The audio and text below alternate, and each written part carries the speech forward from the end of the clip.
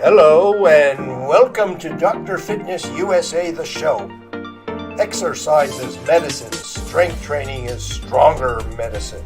With your host Batista Gramode and myself, Stephen Hersey, aka Dr. Fitness USA. And today we have the great pleasure to have as our guest Dr. Laleh Talebian. Laleh Talebian, Ph.D., is a cancer research scientist, a nutritionist specialist, a podcaster, author, and a professional champion bodybuilder. You may have caught her on TV or seen her featured in Health Watch magazine.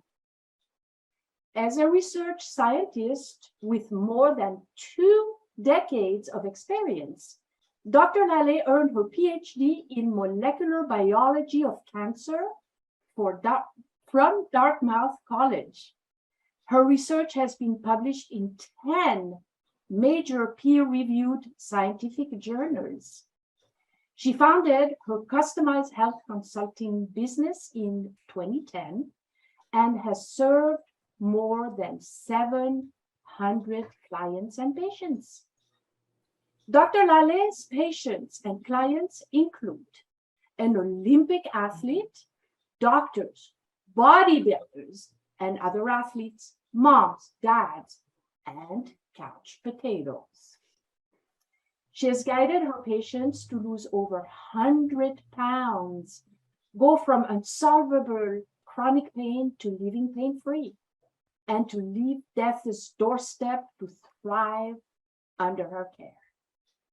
When she's not transforming lives, you might find Laleh on her road bike in Vermont, where she lives with her partner, Eric, and her cat, Bowie. Welcome. We are so excited to have you today on our show. Thank you so much for being here, Dr. Laleh. Thank you for having me. It's a pleasure and honor. Beautiful. So to get started, why don't you tell us a little bit about yourself, how you got to where you are today, and why a scientist? Absolutely. So my mission on becoming a scientist really started back when I was 15. My father died of cancer on my 15th birthday, and he was 49. Before that, I knew I wanted to be a scientist to cure disease, but on that day, cancer became an obsession for me, and I worked really hard. I escaped my country of birth, Iran at the time, the war, and 2 countries later, and 20 years exactly after my dad died, I earned my PhD in cancer biology, cancer immunology. You could imagine, like, it's mission accomplished, right? Well, not quite, because I got to that point and working in clinical trials and clinical research, I really observed that the majority, I want to say 90% of all cancers and other chronic illnesses are preventable or treatable without use of toxic chemicals by just proper nutrition and lifestyle, eating well and moving your body. And I became more interested in prevention because if people are not sick, we don't have to treat them with toxic chemicals to make them even sicker.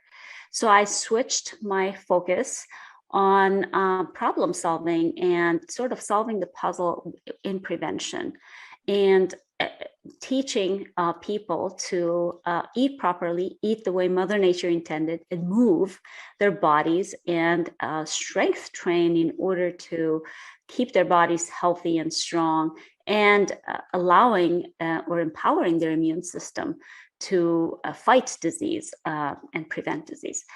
Why bodybuilding? Well, I have to say there are these 2 things about me that people think are very different, but they're actually very connected.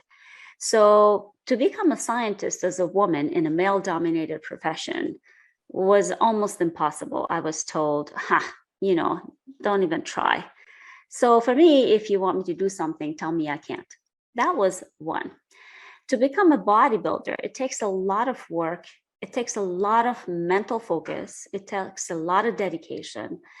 And it's not an easy thing. I want to say even almost hardest than any other sport, if you can imagine.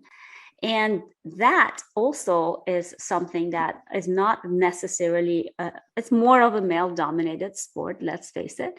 But also being ectomorph, meaning someone who is very small, very thin, and have a hard time putting muscle on, I was told, without steroids, without drugs, no way, you can't be a bodybuilder. And I said, well, watch me. Now, how do those two empower me to actually do what I do and help other people is, if you practice the sport of bodybuilding in a natural, healthy way, it's actually really, really healthy lifestyle because you're fueling your body the right way, proper, clean food, and you are strength training, you're strengthening your body, and your skeletal muscle really provides a backbone of your body strength to be able to pretty much get through anything. And the mental focus that you need for bodybuilding, it's very much the same as the mental focus and dedication that you need to get a PhD. Let's face it, takes a lot of work to become a scientist. And the two come together even more beautifully because I use all the science of genetics and biochemistry that I have learned to sort of decipher the pathways that help feed the muscles the right way. And sometimes even identifying different people what fuels their body the best way. So not everyone's the same. So what works for me to put on muscle may not work for you. And that brings me to the unique factor. So everyone's unique. So there isn't a one size fits all formula in anything. But guess what? Especially in bodybuilding, it definitely is very much individualized to the person. So that's a long answer to a short question, but that's how those two things kind of come together. What comes to mind is, why do you think women in general resist bodybuilding and strength training? Because that was my story. I was a ballet dancer, flamenco dancer, and I had a lot of misconceptions. And I'm just curious from your experience, why do you think that is? Well, one major myth is that if you lift weights, you're going to get bulky. And that is a huge myth. And well, number one, it takes a lot of lifting heavy and a long time for anyone to actually really put on muscle. There's a big misconception that you probably have heard this. People say, well, I've been exercising for 3 months. I haven't lost weight, but I think I put on muscle, right? Have you heard that? I always say, if that was true, oh my goodness, believe me how big I would be right now. So let me give you an example. In the last 12 years, I have managed to put on about 5 to 6 solid pounds of muscle. It has taken me that long. Okay. So the big myth is you're going to work out and you're going to get bulky. Number one, it doesn't happen that fast. I wish it did. Number two is that men have a lot more testosterone than women do naturally. So we're going to have to work a lot harder to get bulky like men. So we never could naturally, unless you went out of your way and used performance enhancing drugs to do that, which we don't want. It's not healthy. Plus, there is also a misconception, or maybe just tradition, an old-fashioned thing, that women who have muscle look like men, and that's absolutely not true. To me, a strong muscular body on a woman is much more attractive than, say, a skinny fat. Right? We don't want to be skinny. We want to be strong. And that is the biggest reason why most women have resistance or strength training. What do you say to the women that are lifting 5 pounds and doing 100 reps and they think they're going to build muscle that way? Right. So that's a great question. And you see that a lot, people who are doing those 5-pound dumbbells for the last 12 years, right? And they do the same thing. Okay, so if you want to change something, what do you need to do? You need to change, right? You can't do the same thing and expect different results. It's like a definition of insanity, right? So my advice to most women is that if you want to really condition your body, you really think about the strength that you're building. You're not going to, get bulky with increasing your weight by even 50%. It's not going to happen. But what it will do for your body to actually experience that change and generate some density and, definition, even if you don't want that much muscularity, it has to go through hypertrophy. And basically, that's a natural process where your muscle fibers go through these micro tears in order to repair, and that's how you build a little more muscle. So if you do the same thing, it kind of becomes, your body becomes adapted to it. It's kind of like having a plateau in your diet is the same thing. You're basically moving, okay, it's not doing you any harm, but it's not changing anything either. So that's my thought. Usually it's those two terms of expressions, Pilates or yoga, mostly veered towards yoga, and they don't connect the dots to what strength training would add to their lifestyle or habit. So that the key point especially for women to remember is, naturally, as we age, beyond 30, unfortunately, past age 30, we start losing muscle. And it's just a natural process. So if you lose muscle, your skeleton gets weaker, your body frame gets weaker. So you're just at risk of fractures and being bone density loss, just weaker in general. So not only are you using naturally, but if you don't continue to build up the muscle, that even speeds up the process of aging more, right? So yoga and Pilates are good exercises for stability and body weight balance and stretch, but they're not enough for building and continuing to grow your muscle. In order for your muscles to grow, as I just explained, it requires hypertrophy. Let me be honest with you. There is no way that practicing yoga or Pilates, you're going to induce muscle hypertrophy that you need to make more muscle. So would yoga and Pilates alone be enough to maintain and help you even get stronger and more muscle as you age? Honestly, not. Are they a good complement to a holistic approach to strength and wellness and fitness in general? Yes. For example, I lift 6 days a week. My rest days, I do yoga. And that is to really stretch these muscles that I'm working really hard and work on my balance and core strength and stability, so that also I age gracefully, so that I prevent falls and things like those. Are great things for that and great for stretching, but not enough for maintaining your musculature, your skeletal strength, or just muscle density in general. Well, we talked about how you became a bodybuilder, but what I want to know is your mindset, how you actually enter the arena, where when you enter an environment, there's these strange animals and there's all these big, huge weights, and you're starting at point one. How did you change your mindset so that you became very adapted or comfortable in that environment, and you saw the benefit of learning how to use all the tools that are available to you? That's a great question. I started way back when. I used to be a swimmer. I swam like an hour and a half a day, 7 days a week. And then I started becoming more interested in strength training.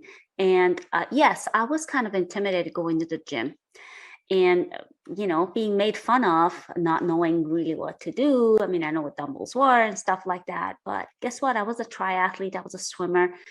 So one of the biggest investments I made in myself was actually hire a trainer, and started working with a trainer, and having him by my side just made me more confident being there, not hurting myself, and learning what to do really. And, not being alone in that environment. And that got me past that. And just strength training with a trainer also gave me the confidence that I can do this. And just once I kind of became comfortable with the things I was doing, and I know what I'm doing, I can do this, then it became more fun.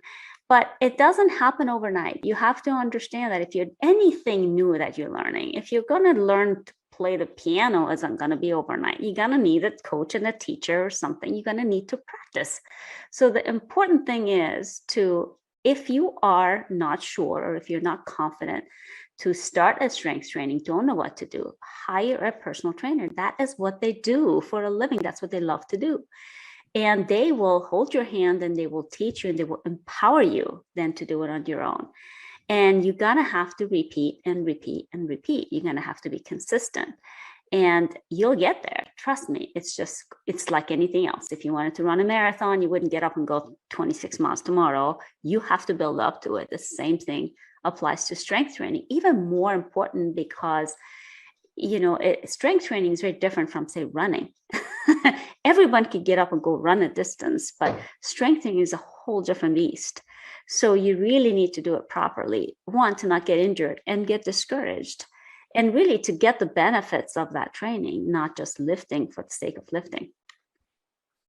That was a great answer. We go to the gyms and a lot of people just go hit and miss on one equipment and they don't realize it's a skill. Mm-hmm. They just think fitness, it's all in the same pot. Mm-hmm. I do have a question. Earlier you said that you are a natural bodybuilder. So for our audience who mm-hmm. doesn't know what a natural bodybuilder, can you clarify that? Absolutely. So there are two types of competitions, if you will. There are those that are actually drug tested, and many of those federations have a list of banned substances. And beware, because if you're new to this sport, really, really learn to research your supplements, because there's supplements that you can just order on Amazon and they are banned substances. Not only are they banned, then you can't compete, but also they actually can be harmful to your body and your health. So the definition of natural bodybuilder is someone who basically trains for bodybuilding using only fuel and natural supplements. So not performance enhancing drugs such as steroids, for example. And by natural supplements, I mean things like simple as amino acids. So building blocks of proteins, because for you to build muscle, you have to have a proper amount of amino acids, which are building blocks of proteins, like bricks to make a wall. So think about the wall as your muscle, and those bricks are the amino acids. So we can't always get enough protein or bricks in our diet when we're intensely training. So we might need to supplement with amino acids. Those are fine. They're natural. They're things you get in your food. So banned substances are things that are basically supposed to unnaturally enhance your performance or, help you grow muscle in an unnatural way. And let me tell you what, when you go to a show and they are not natural or not sanctioned or not drug tested, you can tell the difference. You really can. Plus, it's not beautiful. I think bodybuilding is a beautiful, beautiful sport, and people's bodies are absolutely amazing, and everybody has this beauty on their own. But when you mess with that, you know it. They're completely out of balance.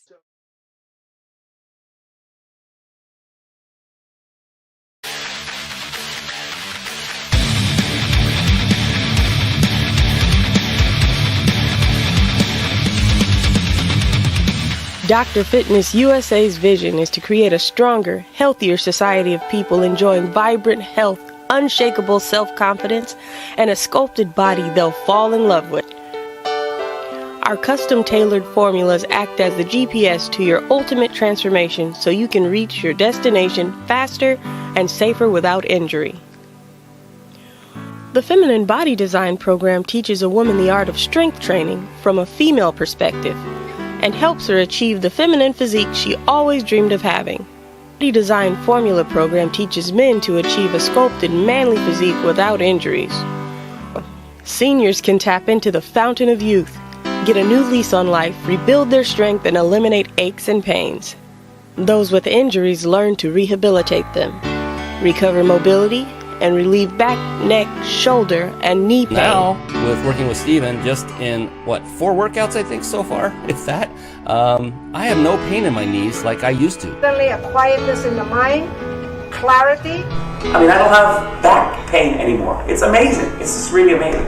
I'm Bernie Dorman. I'm founder and chairman of CO Space International, and I so endorse Dr. Fitness for leaders to have better lives. He does the inside and the outside to make sure you're the best leader you can ever be. And yesterday was already too late to say yes.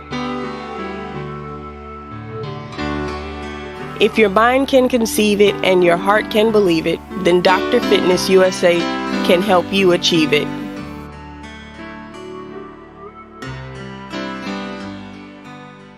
So based on the last question, let's move more into muscle development. Do I have to rethink the food that I'm eating on a daily or weekly basis? And a lot of times we're hearing I'm eating a lot of salads. I'm having plant protein. I'm a vegetarian. I don't eat meat. And it'd be great to expand on your experience with what meat can actually do for a person's body and the natural process it goes through in digesting it. Steve, you don't know where you got me. You got the geek out of me now. So here's where the science meets the muscle. All right. So this is how I love to work with people and actually use my scientific knowledge to explain this. So let's first talk about who we are. We're humans. So humans are naturally omnivores. Omnivores are like dogs. We're supposed to eat animal protein and vegetables as our carbohydrates. That is our basic diet, right? So you can't change that. You can imagine if you went and made your dog vegetarian, it wouldn't survive really for long. So that's the basic information. We are omnivores, so we are not supposed to be vegetarians and vegans. And why is that? So they are 21 amino acids. Remember those building blocks I talked about, the bricks to the wall? So those are amino acids. So there are 21 amino acids. There are 10 or 11 of them that are called essential amino acids. And what that means is that we can get them through food. We cannot get them through food, or we cannot build them ourselves, basically. Sorry. So you need to get them from food. So there are others that are called non-essential amino acids. It doesn't mean we don't need them. It just means that our bodies can synthesize them. Okay, so that's the difference. So when you have 11 essential amino acids that you cannot make in your factory, right? You have to go get it, right? And that essential amino acids, they only come and are absorbed to our bodies from animal-based protein. And that is meat, fish, chicken, turkey, and eggs, basically. So otherwise, we are unable to make them. So the argument comes that, well, there's a lot of protein in peas, like you mentioned, pea protein or plant-based protein. Number one thing is that no, there's no plant that actually has all of the essential amino acids in the form and the shape of absorbability that we need, that humans can actually utilize. So don't fool yourself. Your pea protein is not giving you all the essential amino acids. No, it's not. And number two is your body knows how to utilize this protein from the animal base, because that's what it's meant to use as fuel. Consider this: you have a diesel truck and you put gasoline in it. What happens? It won't run, it will die. The opposite is true too. It's just like that. So our bodies are very much more sophisticated than a truck. So they kind of try to work with it. But honestly, it actually becomes toxic after a while, because that's the side of protein that it doesn't get to completely get absorbed or utilized by your body, because it's unfamiliar. And so you're just taking in something that your body can't 100% put to use. Does that make sense? So we're not supposed to be vegans and vegetarians. We are omnivores. We're supposed to be eating animal-based protein and vegetables as carbohydrates. Now, I will tell you this: not all meat are created equal. So beef from a feedlot that has been corn-fed is absolutely toxic. So drop it like a bomb. You want to get beef that is naturally fed what it's supposed to eat, just like we're supposed to eat what we're supposed to eat. The same thing applies to animals. So when you have grass-fed, free-range, happy animals, you get good quality protein for a happy body. Does that kind of sum it up? Yes. I think our audience wants to learn more. Let's see. We talked, so of course you already answered the question really through the conversation. How does being a scientist and a natural bodybuilder put you at a unique position to help women improve their health, their self-image, and their longevity? You kind of answered that, but is there anything else you want to say about that? Yes, actually, I'm glad you asked that question. So one of the major misconceptions is that you have to diet or restrict food in order to be fit.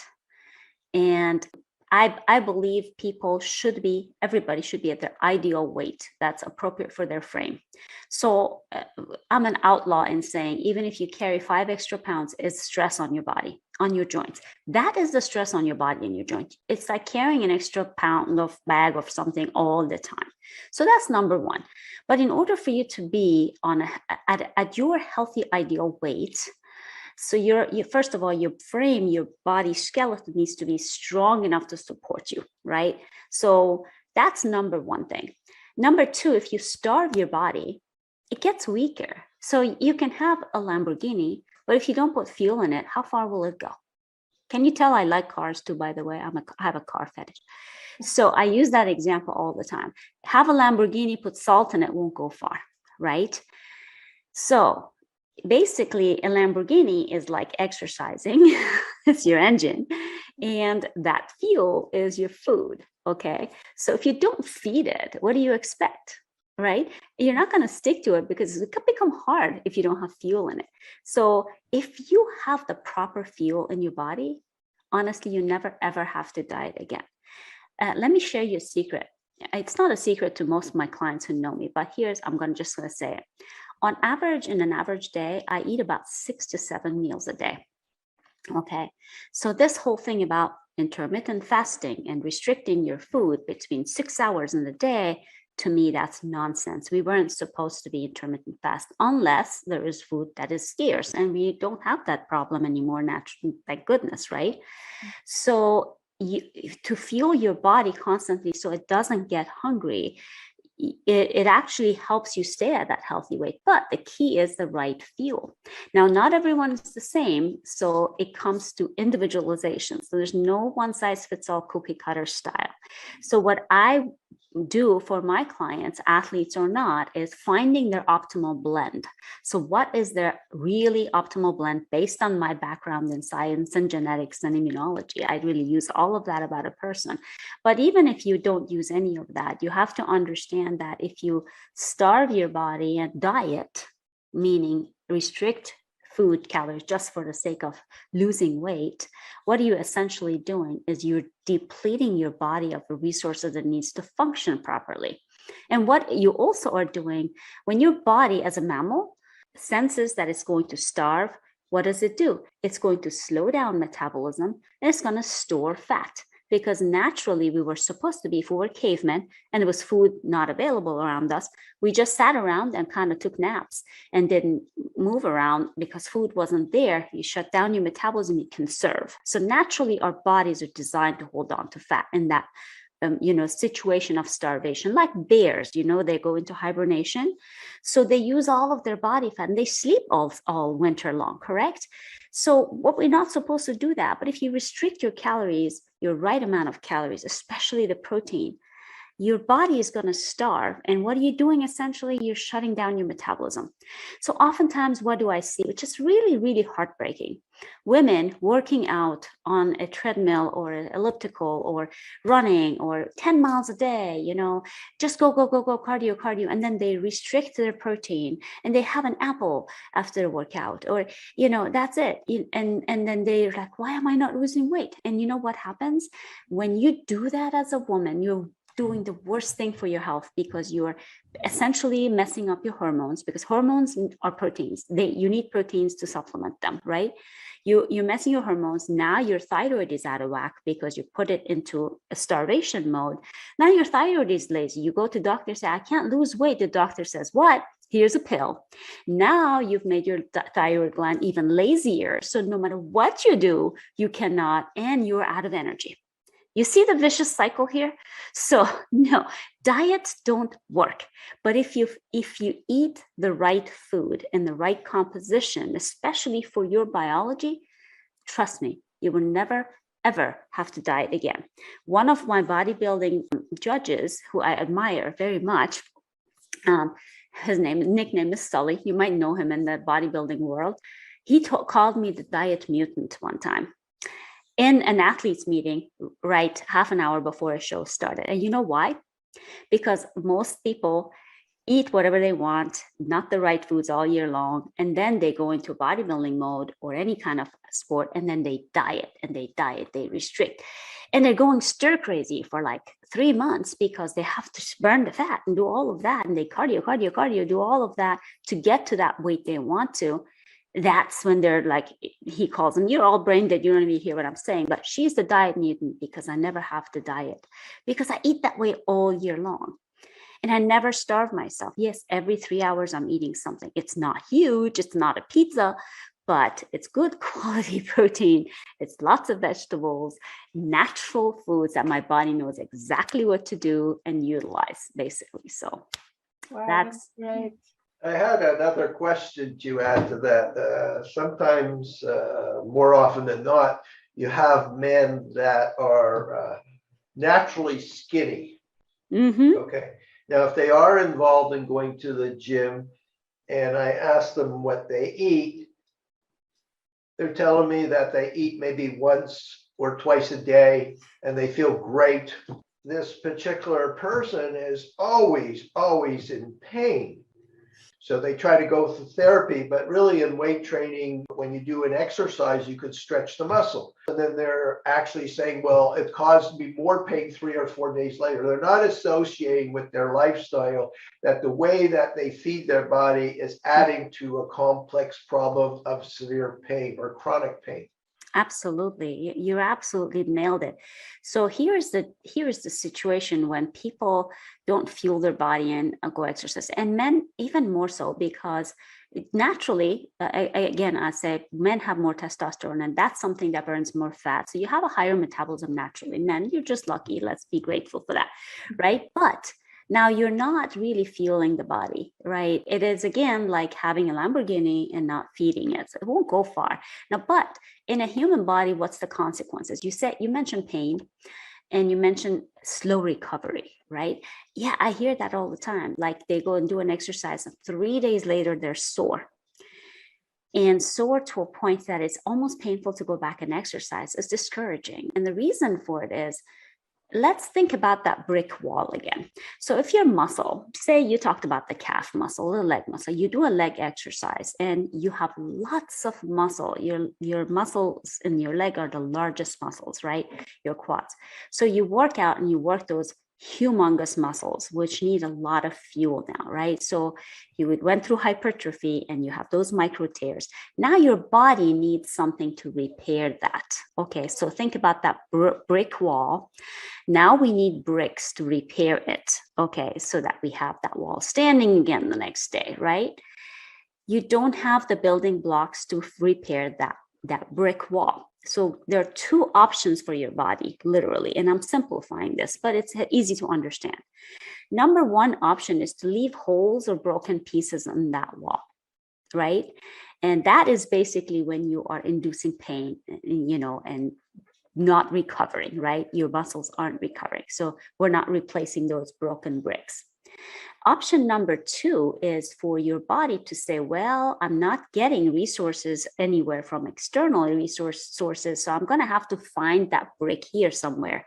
So it's going to go and grab amino acids and protein from elsewhere in your body. So your body is going to burn or take muscle mass from elsewhere to repair this because it is so essential. So both of those options are bad because you're trying to build muscle, but you're actually deteriorating your muscles by not fueling them. So you're not getting the results. And you feel pain, of course, because it's like a broken wall, right? There's holes in it. So you haven't given a chance to your muscles to recover. And for that repair, it needs resources. It doesn't grow on its own, right? So it needs something to replace those micro tears. And that's where the pain and the inflammation comes in. Now, another thing is when you are not fueled properly and you're exercising, guess what? That exercise becomes sort of a stress on your body. Okay. So what happens when you repeatedly stress your body without helping it repair? It causes inflammation. And chronic inflammation isn't good. So inflammation has a purpose. Sometimes it's good. If you have an infection, if you have an injury, you say fall down and knock down your knee on a rock. Okay, so that's when your knee swells because your body is naturally recruiting all your macrophages and all the cytokines, bringing to that knee to help it fix it, right? That's good. You want that. But if you have teeny little bits of injury inside your body, that's not as bad as that knee injury, but your body still needs to do something. It's constantly trying to induce some inflammation to repair, but it doesn't have the resources to do it. You see what I'm saying? So yes, you're exercising, you're not getting the results, you're not feeling your body, and you're going to feel pain. You're going to be tired, of course. How could you even function, exercising or not even exercising without fuel, let alone trying to exercise? So I highly disagree with regimens where people either don't eat before exercise at all or have you have heard about this, I'm sure, the intermittent fasting fad. I only eat between 2 o'clock and 6 o'clock. So no matter how much you eat between 2 and 6 or 7, you're not going to get the amount of calories and the composition of foods you need for your body to do what it's supposed to do. How much can you eat in that period of time, right? Plus, it's like stuffing your body in a period of time and then nothing again. So that is a huge problem. I give you a story.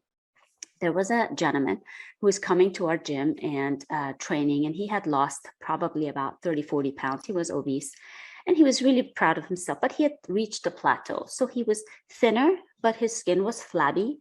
And, he wasn't conditioned well. He wanted to look a young man, in his mid 40s.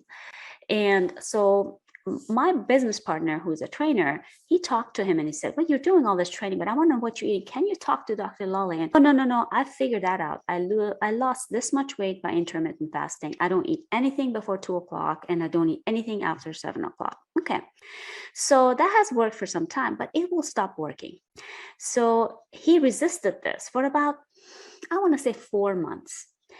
And I'm not pushy. So I said, I'll let him just decide on his own. And he said, okay, I'm going to try this for 8 weeks. I said, fine. The first thing he was shocked was, I have to eat breakfast? I said, yes, you have to eat breakfast.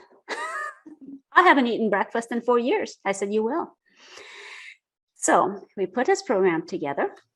And the first week, his first comment was, oh my God, that breakfast felt so good. I haven't felt this good in such a long time. And he comes to the gym and he is just knocking those weights out of the place, like totally like there's nothing. Where he had reached a plateau, he couldn't go above certain point in certain exercises, he would fatigue. And plus he was flabby in his own terms. So 8 weeks later, he is muscular, he has lost weight, he's eating 5-6 times, and he's like, oh my God, I have never enjoyed my life so much. I am eating more and I'm losing weight. Except what did I tell you? Last spring, he did his very first debut bodybuilding show. Just because, and he looks fabulous. And he has not changed his diet since. So there you have it. I have a live example for you. Like the first comment was, oh my God, that breakfast. It was just, why do that? You don't need to starve. Basically, that's. So adding to that, without naming any specific companies, but there are a lot of multi-level marketing companies out there that promise people weight loss by selling them supplement packages, which are obviously limited to what we know, a limited nutrition. So what's your experience when a person comes in and they say, oh, well, I'm taking company A and they're supplying me with all these meals. I'm investing a lot of money. I must. And then you're looking at them and I say, what? You probably say, I bet you didn't eat a good breakfast. No. So I'm so glad you asked this. So again, brings me back to how we're supposed to function. So we are supposed to eat real food. real whole foods. Our body knows best how to utilize that food. Okay, so supplementation, it really is supplementation. So for example, like I said initially, if you're taking your training to a next level as a bodybuilder or, in different sports, you may need to supplement with amino acids or certain basic things just to support your sport at that level of activity, right? But it's supplementing food. It's absolutely wrong. So one of the first things I will tell everyone that comes to me, I'm a minimalist when it comes to supplementation, especially if your goal is to lose weight. Oh my gosh, those things can be dangerous, absolutely dangerous. Don't fall for them. And my number one powerful principle, I call it, is there are no magic pills. The magic is you. So you have to spend time and invest time in yourself more than anything else. And that is buying your food, preparing your food, and eating your food. When it comes to shakes, I have a problem with that. Shake replacements, meal replacement that are in liquid. If it is solid, eat it. So our bodies are supposed to eat solid foods and digest them. There are multiple steps to the digestion, and the first step starts in the mouth with the enzyme amylase. Now, if you are liquefying your food and drinking it, what are you doing? Essentially bypassing that first step of digestion. So it's like going from kindergarten to third grade. Can you follow? You can't. So now your stomach is confused. What is this? It's not in the right composition, in the right pH. So it's bad for digestion, actually bad for your health. Causes a lot of side effects, if you will. So you need to be chewing your food and eating your food the best way your body knows how to utilize them. Supplementation is not meant to be supplementing or replacing your food. In some cases, people may be deficient in something because they're not eating properly. I might say, you haven't been eating enough red meat, so you're iron deficient.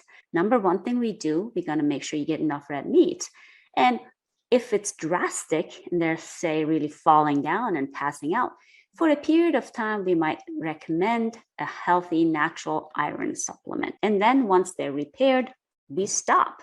Because guess what? You can get your B vitamins and irons from your meat. You don't need to supplement. So that's kind of my stand on that. And I don't recommend supplementation for food. It should not replace food.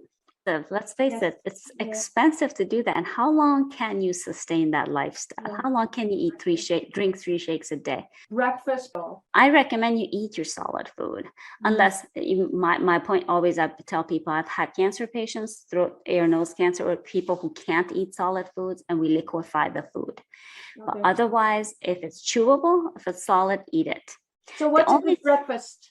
Pretty interesting. I'm 9 days away from a competition. So my breakfast today was an elk burger with 2 cups of Brussels sprouts. There you have it. Yesterday was cod. Okay. What do you think about egg whites? I love egg whites, actually. Egg whites are great because all of the protein is in the egg whites, and all the fat and the calcium and the cholesterol is in the eggs, yolks. The yolk isn't bad, but if you want to have a lot of protein, you may have 8 to 10 egg whites in a day, which is perfectly fine for protein, but you can't have 8, 10 eggs every day because that's going to kind of be putting your cholesterol and fat off the charts. So egg whites are a great thing. I buy the all natural, only whites, liquid egg whites that has nothing added to it. So it's just pasteurized egg whites. I use eggs too, but for me, rule of thumb for me is I'm active. I can eat 1 egg a day on average. So some days I may have 2, some days I may have none. But, normally for most healthy people, active people, they can have an average an egg a day yolk, and then as much egg whites as you like. For men, a little bit more, maybe, if their cholesterol is okay. But so I normally don't waste the yolk. Okay, so where can people find you? Good question. So, but the best way to actually reach me is email me by email contact@drlaleh.com or contact@drlaleh.com. I say that for now because number one, I like to have a conversation with people, and I always offer a free call. So they can just email me and do that. I have a free gift that anyone who wants to claim it, they can send me an email and I will send them that in a PDF format. And what is the free gift? Can you give us a hint? Awesome. Yes. So I believe in true health and detoxing your life in every single aspect of your life. So every single person I start on a nutrition plan, whatever their goals are, they get a 7-day action plan, and it's called Healthy for Life Action Plan. Every single day, you get to clean up a section of your house. You start with your refrigerator, your pantry, your laundry room, your bathroom, your medicine cabinet, because guess what? There are toxics all over your house that you may not know. And I provide resources to replace them so that you have covered every aspect of your house and completely clean them from toxins. Because guess what? Those toxins in your laundry detergent or your cleaning detergents could really, really damage your health. And we don't want that. So I've created the 7-day action plan that people can take step by step, one day at a time. And then they will get to the last step and they go shopping. So I provide resources of, okay, replace this with that. And so it gets you started on a good kickstart for a Healthy for Life. What would be the 3 takeaways that our audience will remember today?